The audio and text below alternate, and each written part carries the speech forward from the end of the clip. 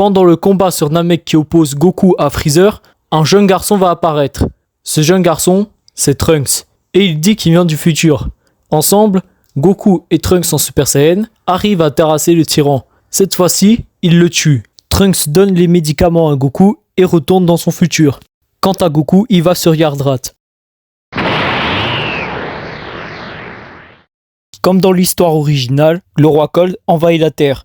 Sauf qu'ici, il est seul, face à Goku et Trunks. Deux Super Saiyans à la fois. Cold n'y croit pas et se change en forme finale. Trunks va lui donner un coup d'épée qui va le tuer. Goku revient vers Trunks et le félicite. Trunks le remercie et demande à rester pour les 3 ans qui vont suivre. Trunks demande à Goku quelle technique Goku a-t-il apprise. Le Saiyan élevé sur Terre va lui parler du Kamehameha, de la téléportation ou encore du Kaioken. Et c'est justement le Kaioken dont Trunks va s'intéresser. Il va donc demander à Goku de lui apprendre cette technique. Goku accepte de prendre Trunks sous son aile et ensemble ils partent sur la planète de Maître Kaio grâce à la téléportation que Goku a appris sur Yardrat.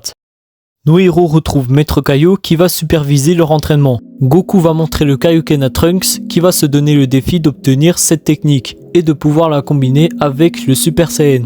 En 2 heures seulement, Trunks arrivera à apprendre le Kaioken. En combinant le Super Saiyan avec le Kaioken, Goku et Trunks pourront mieux maîtriser le Super Saiyan. Au bout d'un moment, des éclairs vont apparaître et ils vont se transformer en une autre forme. Ils décident d'appeler cette forme Super Saiyan 2 et ils décident de la combiner avec le Kaioken.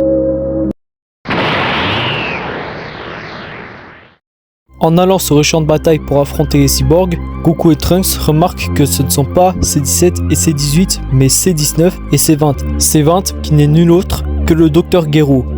Goku et Trunks se changent en Super Saiyan et battent C19. Le Dr Gero va activer C16, C17 et C18.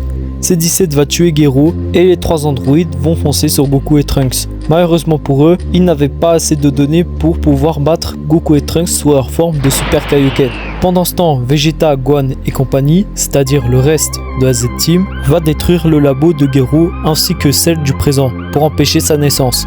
Trunks va retourner dans son futur pour débarrasser le monde de C17, C18 et Cell. Juste après, il va en informer à la Z-Team.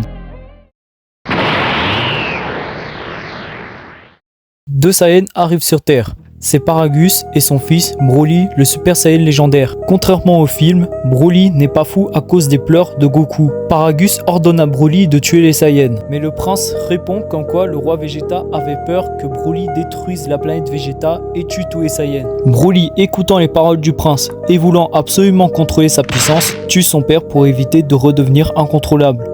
Broly est prêt à servir le prince Vegeta.